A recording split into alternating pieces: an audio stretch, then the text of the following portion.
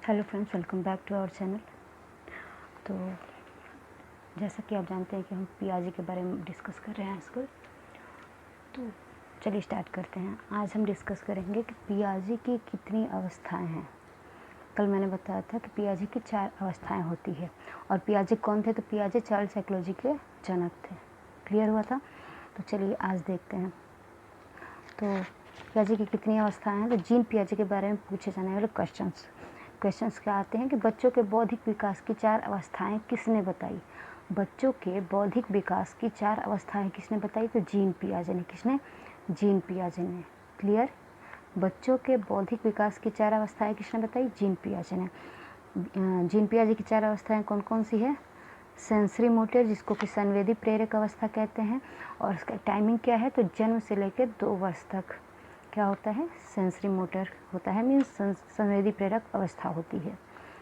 Second number है pre operational. Pre operational क्या हो गया? प्री ऑपरेशनल का टाइमिंग क्या है? 2 से 7 वर्ष। तीसरी अवस्था है कंक्रीट ऑपरेशनल, जिसको कि मूर्त संक्रियात्मक अवस्था भी कहते हैं। और चौथा क्या है? फॉर्मल ऑपरेशनल, मीन्स औपचारिक संक्रियात्मक अवस्था, और इसका टाइमिंग है 12 और उससे ऊपर की अवस्था। ठीक है, मतलब 12 वर्ष और उसके ऊपर की अवस्था। चीज़ क्लियर हुई कि जीन पियाजे की 4 अवस्थाएं कौन कौन सी है? तो sensory motor, pre operational, concrete और फॉर्मल ऑपरेशनल। ठीक है, सेंसरी मोटर को संवेदी प्रेरक बोलते हैं, कंक्रीट को मूर्त, फॉर्मल को औपचारिक। अभी इसके बारे में हम डिस्कस कर रहे हैं, डिटेल में देख रहे हैं कैसे क्या है। ठीक है, चलिए देख लेते हैं। पियाजे की पहली अवस्था दिख रहा है कि नहीं? पियाजे की पहली अवस्था संवेदी प्रेरक अवस्था। पियाजे की पहली अवस्था क्या होती है? तो मैंने बताया था कि सबसे पहली अवस्था क्या है, यहाँ पे देख लीजिए। सबसे पहली अवस्था क्या होती है? सेंसरी मोटर होती है। सेंसरी मोटर को संवेदी प्रेरक अवस्था बोलते हैं, और टाइमिंग क्या होती है? जन्म से लेकर 2 वर्ष तक। ठीक है, पियाजे की पहली अवस्था कौन सी है? संवेदी प्रेरक अवस्था, जिसको कि सेंसरी मोटर भी कहते हैं। और उसका टाइमिंग क्या है? जन्म से 2 वर्ष तक। मीन्स जब बच्चा जन्म से लेकर 2 वर्ष तक की अवस्था में होता है तो उसे संवेदी प्रेरक अवस्था कहते हैं, या फिर कहते हैं कि सेंसरी मोटर अवस्था में बच्चा है। इस अवस्था में बच्चे क्या क्या करते हैं, कैसे हम समझेंगे? बच्चे की मतलब इसमें क्या क्या गुण होते हैं, क्वालिटी होती है। तो संवेदी प्रेरक अवस्था में मीन्स जन्म से लेकर 2 वर्ष तक के बीच के बच्चे क्या क्या करते हैं? तो संवेदिक प्रेरक अवस्था में, संवेदी प्रेरक अवस्था में बच्चे बोलते नहीं हैं। बच्चा क्या होता है? बोलता नहीं है, सेंस यूज़ करता है, सेंस ऑर्गन यूज़ करता है। ठीक है, इसका मतलब ये हुआ कि जन्म से लेकर 2 वर्ष तक की अवस्था को क्या बोलते हैं? सेंसरी मोटर बोलते हैं।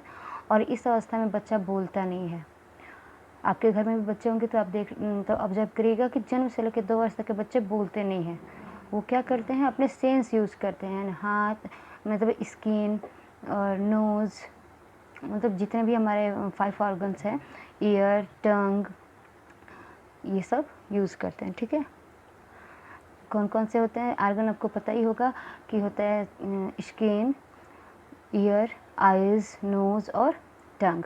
तो इस पांचों जो हमारे सेंसेस होते हैं, इसी से बच्चा सब कुछ फील करता है। उसको जो भी कहना होता है अपने ऑर्गन के थ्रू ही कहता है। ठीक है, बच्चा बोलता नहीं, सेंस यूज़ करता है, सेंस ऑर्गन यूज़ करता है। मतलब उसको कुछ कहना है तो अपने सेंस के थ्रू कहेगा, कुछ चाहिए तो रो के बताएगा, कुछ उसको गुस्सा आ रहा है तो वो अपना एक्सप्रेशन से बताएगा।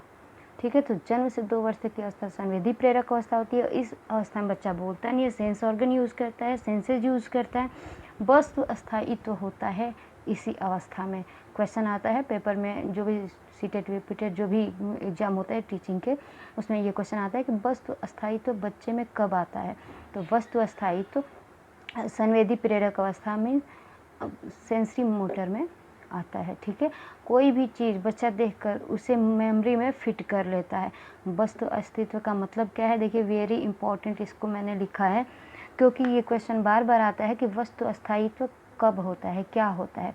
तो वस्तु अस्थायित्व जन्म से लेकर 2 वर्ष की अवस्था में होता है। और वस्तु अस्तित्व का मतलब क्या है? तो कोई भी बच्चा, जब कोई बच्चा कोई चीज़ देखा होता है तो उसके मेमोरी में वो चीज़ फिट हो जाता है।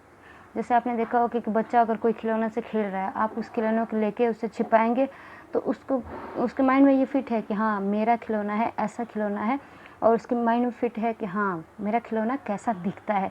उसी चीज़ को वस्तु अस्थायित्व कहा जाता है। ठीक है, कोई भी चीज़ जो बच्चा देखता है उसे अपने मेमोरी में फिट कर लेता है, उसे वस्तु अस्थायित्व कहा जाता है। देखिए क्वेश्चन क्या है कि वस्तु अस्थायित्व पियाजी की कौन अवस्था में होता है? तो वस्तु अस्थायित्व पियाजी की पहली अवस्था में होता है, जिसको कि संवेदी प्रेरक अवस्था कहते हैं, जिसे इंग्लिश में सेंसरी मोटर कहते हैं। क्लियर। दूसरी अवस्था क्या होती है? तो दूसरी अवस्था होती है pre operational stage. Pre operational का मतलब होता है पूर्व संक्रियात्मक अवस्था। पियाजे की दूसरी अवस्था कौन सी होती है? तो पूर्व संक्रियात्मक अवस्था, जिसको इंग्लिश में प्री ऑपरेशनल स्टेज बोलते हैं, और इसकी एज क्या होती है? तो 2 से 7 वर्ष की अवस्था को 2 से 7 वर्ष की अवस्था को क्या बोलेंगे? पूर्व संक्रियात्मक अवस्था कहा जाता है। इसमें बच्चा क्या करता है? तो इसमें बच्चा स्कूल जाना शुरू कर देता है, सेंस यूज़ नहीं करता। जैसे कि मैंने बताया कि सेंसरी मोटर में बच्चा अपने सेंस ऑर्गन के थ्रू कुछ भी कहता है, बोलता नहीं है, मुंह से कोई शब्द नहीं निकालता। और दूसरी अवस्था में प्री ऑपरेशनल में बच्चा क्या करता है? स्कूल जाना शुरू करता है, बोलना शुरू कर देता है। ये 2 से 7 वर्ष की अवस्था होती है। क्लियर। प्री ऑपरेशनल में बच्चा भाषा का निर्माण करना शुरू कर देता है फैमिली को देखकर। प्री ऑपरेशनल में बच्चा क्या करता है? बोलना शुरू कर देता है। जैसे फैमिली बोलेगी, जो भी भाषा बोलती है फैमिली, बच्चा वो देखकर सीख जाता है वही भाषा बोलना। क्लियर। अब देखिए दूसरी अवस्था की समस्या भी होती है, कोई मतलब क्या कहा जाए, डीमेरिट भी होती है। प्री ऑपरेशनल में क्या क्या होता है? बच्चे में क्या क्या मतलब होती है समस्या? सेंट्रेशन होता है उसमें, या तो वो लंबाई या चौड़ाई समझ पाता है, या दोनों में कोई चीज़ वो समझ ही नहीं पाता, किसी एक को ही समझ पाता है। ठीक है। सेंट्रेशन मीन्स क्या होता है? विकेंद्रीकरण इसको बोलते हैं। सेंट्रेशन मीन्स विकेंद्रीकरण बोलते हैं। जैसे बच्चे को, 2 बच्चे हैं, अगर किसी बच्चे को एक लंबे और पतले ग्लास में कुछ दिया जाए, और एक बच्चे को उतना ही चीज़ चौड़े में दिया जाए, तो बच्चे को ये लगेगा कि इस वाले ग्लास में ज़्यादा चीज़ है। मान लीजिए जूस दिया जाए 2 बच्चों में, या एक ही बच्चे को 2 ग्लास दिया जाए कि तुम कौन सा लोगे, ये वाला लोगे या ये वाला लोगे। इसमें दोनों में जूस भरा है, लेकिन बच्चे को इस लगेगा कि इसमें कम है, इसमें ज़्यादा है। तो बच्चा इसमें लंबाई चौड़ाई या तो लंबाई समझ पाएगा या चौड़ाई समझ पाएगा, या फिर किसी को नहीं समझ पाएगा, कोई एक ही चीज़ समझ पाएगा। मतलब सेंट्रेशन का मतलब ये हुआ कि बच्चा इसमें कंफर्म नहीं हो पाएगा कौन सा बड़ा है, कौन सा छोटा है, कौन सा लंबा है, कौन सा चौड़ा है। क्लियर। ईगोसेंट्रिज्म, अहम केंद्रित। प्री ऑपरेशनल में क्या होता है? बच्चा अहम केंद्रित होता है, जो मेरा है उसे मैं किसी को नहीं दूंगा। जैसे 2 से 7 साल के बच्चे क्या करते हैं? कोई चीज़ उनका होता है तो वो जल्दी किसी को देते नहीं है। क्या कहते हैं? कहते हैं कि ये मेरा है, मैं इसे नहीं दूंगा। इसमें बच्चा जिद्दी बनता है। सबसे बड़ी बात, बच्चा अपनी चीज़ शेयर नहीं करना चाहता। क्लियर। 2 से 7 वर्ष की अवस्था, जिसको कि प्री ऑपरेशनल बोलते हैं, उसमें बच्चा क्या करता है? सेंट्रेशन होता है, उसे लंबाई चौड़ाई की पहचान नहीं होती, बोलना शुरू कर देता है, ईगोसेंट्रिज्म हो जाता है उसमें, अहम केंद्रित में जो मेरा है वो मेरा ही है, मैं किसी को शेयर नहीं करूँगा। सिंबॉलिक क्या होता है?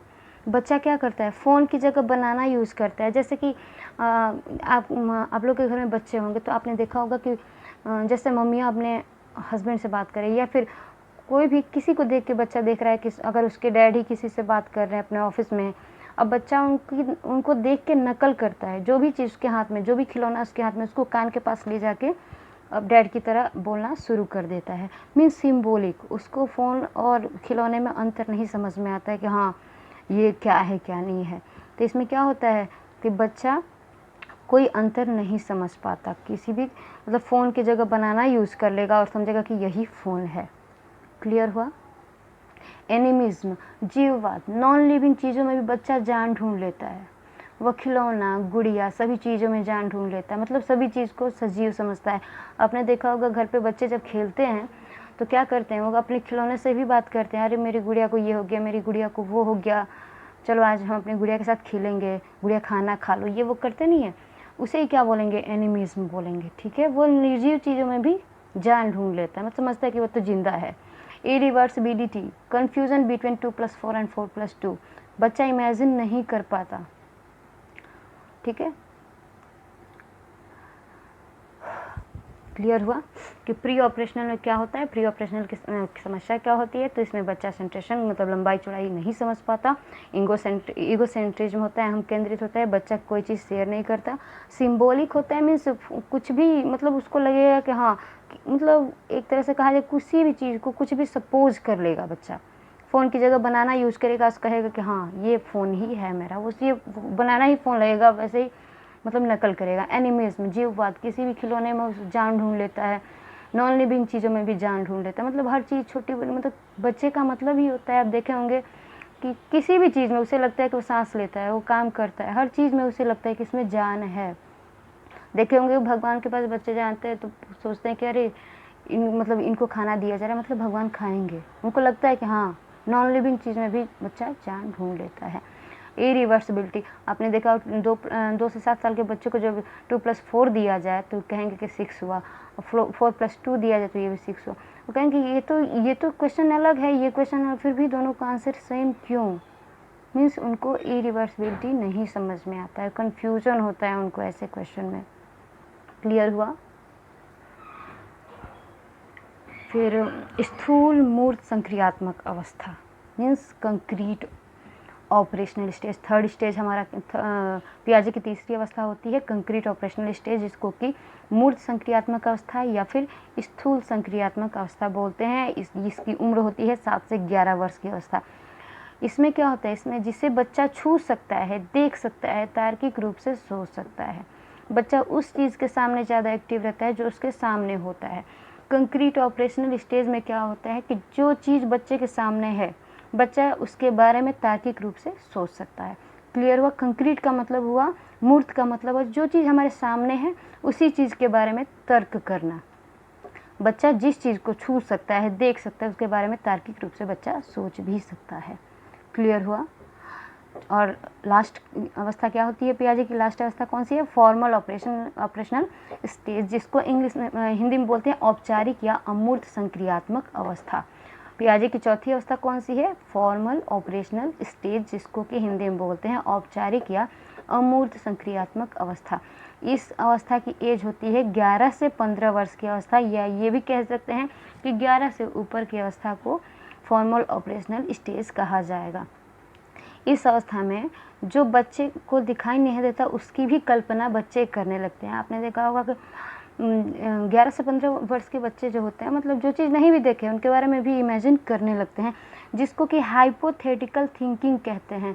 ठीक है, हाइपोथेटिकल थिंकिंग। इसमें बच्चा क्या करते हैं, जो चीज़ उसके सामने नहीं है उसके बारे में भी बच्चा कल्पना करने लगता है। क्लियर। उसके बारे में बच्चा सोचना शुरू कर देता है। बच्चों की हाइपोथेटिकल थिंकिंग कब शुरू होती है, ये क्वेश्चन आता है, मोस्ट इम्पॉर्टेंट क्वेश्चन, इसको ध्यान दे दीजिएगा कि बच्चों की हाइपोथेटिकल थिंकिंग कब शुरू होती है। तो फॉर्मल स्टेज में, मीन्स अमूर्त संक्रियात्मक अवस्था में। इस अवस्था को एब्स्ट्रैक्ट ऑपरेशनल स्टेज भी कहते हैं। क्या बोलते हैं, फॉर्मल ऑपरेशनल को क्या बोलते हैं, या फिर अमूर्त संक्रियात्मक अवस्था को का और दूसरा नाम क्या है, तो एब्स्ट्रैक्ट ऑपरेशनल स्टेज। ठीक है। इस अवस्था में इमेजिनेशन पावर स्ट्रॉन्ग हो जाता है। इस अवस्था में बच्चा लेंथ, ब्रेथ और हाइट सब समझ लेता है। क्लियर हुआ। पियाजे की चार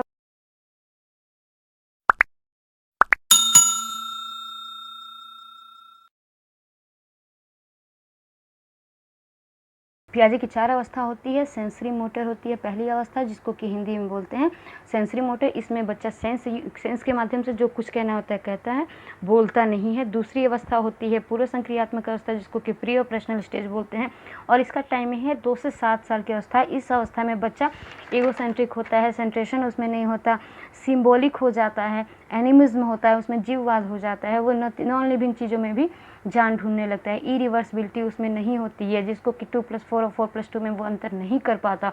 और तीसरी अवस्था होती है कंक्रीट ऑपरेशनल स्टेज, जिसका एज है 7 से 11 साल की अवस्था, और इसको कंक्रीट ऑपरेशनल स्टेज को स्थूल मूर्त संक्रियात्मक अवस्था भी कहते हैं। इसमें बच्चा जो चीज़ देख सकता है, छू सकता है, उसके बारे में तर्क भी कर सकता है। बच्चा उस चीज़ के सामने ज़्यादा एक्टिव रहता है जो उसके सामने होता है। और चौथी और आखिरी अवस्था होती है फॉर्मल ऑपरेशनल स्टेज, जिसको कि औपचारिक या अमूर्त संक्रियात्मक अवस्था बोलते हैं। और इसका टाइमिंग क्या है? इसका टाइम है 11 से 15 साल की अवस्था। और इसमें जो बच्चे को दिखाई नहीं देता उसके बारे में भी वो सोचना शुरू कर देता है, और इस सोच को हाइपोथेटिकल थिंकिंग भी कहते हैं। क्वेश्चन होता है कि बच्चों की हाइपोथेटिकल थिंकिंग कब शुरू होती है? तो अमूर्त अवस्था में शुरू होती है। ठीक है, इस अवस्था को मीन्स फॉर्मल ऑपरेशनल स्टेज को क्या बोलते हैं? तो एब्स्ट्रैक्ट ऑपरेशनल स्टेज भी कहते हैं। इस अवस्था में इमेजिनेशन पावर स्ट्रॉन्ग हो जाती है बच्चे की। इस अवस्था में बच्चा लेंथ, ब्रेथ और हाइट सब समझ लेता है। एक क्वेश्चन ये आता है, बार बार आता है कि बच्चे को सेंट्रेशन कब मीन्स विकेंद्रीकरण मीन्स बच्चा लंबाई चौड़ाई किस अवस्था में नहीं समझ पाता? तो वो उसका आंसर हो जाएगा प्री ऑपरेशनल में। क्लियर? अगर वीडियो अच्छा लगा हो तो लाइक करिए, सब्सक्राइब करिए और फ्रेंड के साथ शेयर कर दीजिए और बेल आइकन को भी प्रेस कर दीजिए। Thank you.